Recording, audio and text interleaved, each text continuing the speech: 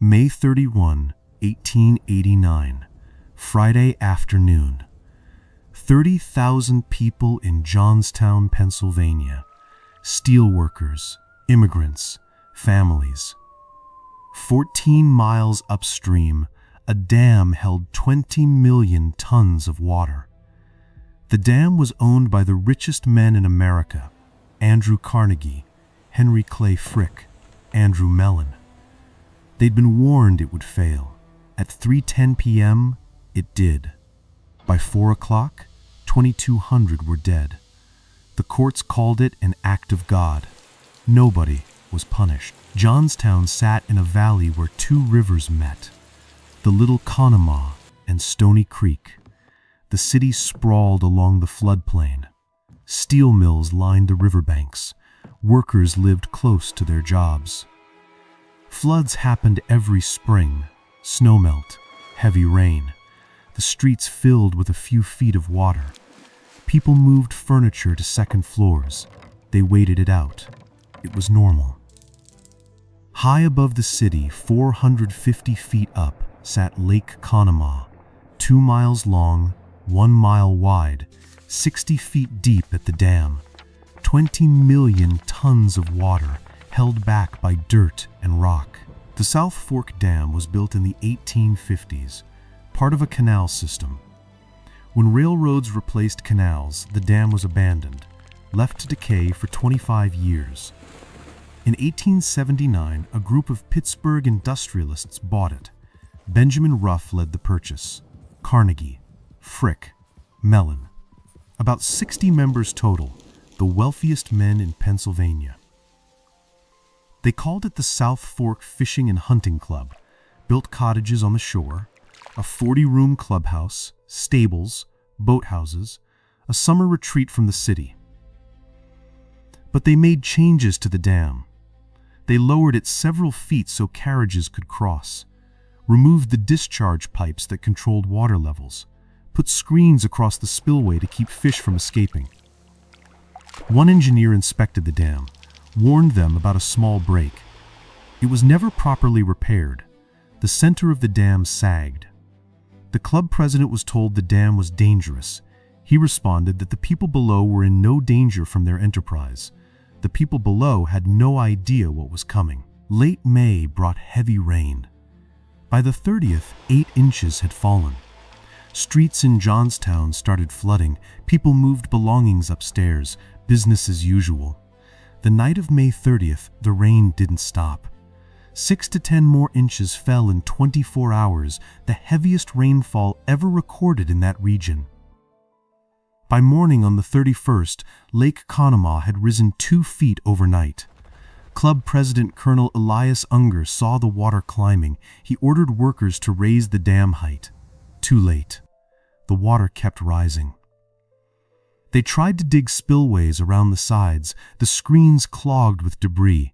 They couldn't be removed fast enough. Unger sent a man on horseback to the nearest town, telegraph Johnstown, warn them. But the telegraph lines were down. The rain had washed them out. Nobody in Johnstown knew what was about to happen. Mumfords worsted. 3:10 p.m., the dam gave way with a sound like thunder. 20 million tons of water pushed through. The entire lake emptied in 45 minutes. A wall of water 40 feet high rushed down the narrow valley, moving at 40 miles per hour. The force equaled the average flow of the Mississippi River. It hit the village of South Fork first. Most people fled to higher ground. A handful died. The wave picked up everything in its path: trees, houses, train locomotives weighing 170,000 pounds. It carried them like toys. It smashed through Woodvale. 1,000 people lived there. The Gautier wire works stood in the flood's path. The factory dissolved. Barbed wire from the plant tangled in the debris. Hundreds died instantly. The water kept coming, a grinding, roaring mass, black with mud and wreckage. Witnesses said it looked like a moving mountain. At 4:07 p.m. it struck Johnstown. The wave demolished 4 square miles of downtown. 1,600 homes disappeared. Workers clung to rooftops, furniture, anything that floated. The current swept them downstream. Some drowned. Others were crushed by debris. Entire families vanished in seconds. The wreckage piled up at the Pennsylvania Railroad's Stone Bridge.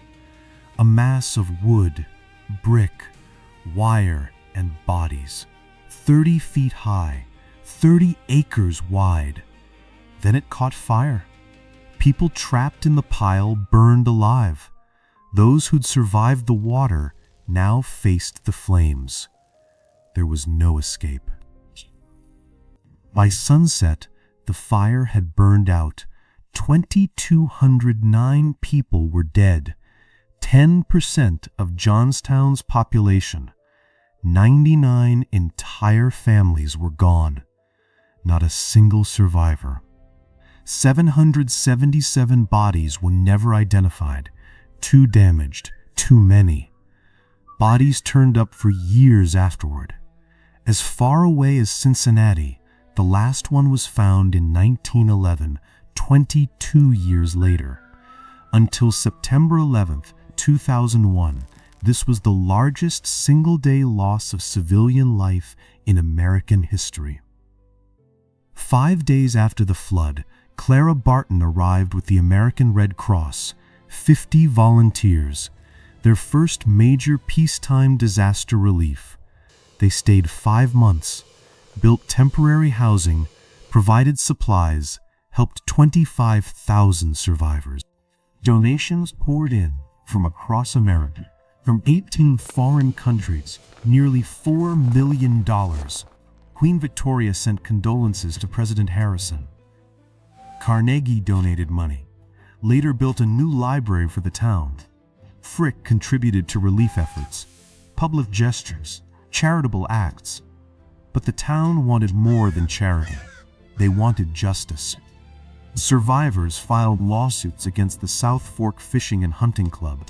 They argued negligence, the modifications to the dam, the ignored warnings, the prioritization of fish over safety. The cases went to court. The judges ruled the flood was an act of God, not human negligence. The club members bore no legal responsibility. Not a single nickel was collected in damages. Historian David McCullough later wrote that the wealthy industrialists who owned the dam never paid a cent. Their lawyers were better than the survivors. One newspaper ran the headline, "Manslaughter or Murder." A Harrisburg journalist wrote that 50,000 lives had been jeopardized for 8 years so a club of rich pleasure seekers might fish and sail in luxury. But the law protected them. 19th century liability standards made proving negligence nearly impossible, especially against men that powerful. The public outrage did change something, eventually. The legal concept of strict liability began to take hold. The idea that people could be held responsible for consequences even without proven intent. It would take decades, other disasters, more deaths, but the foundation was laid at Johnstown.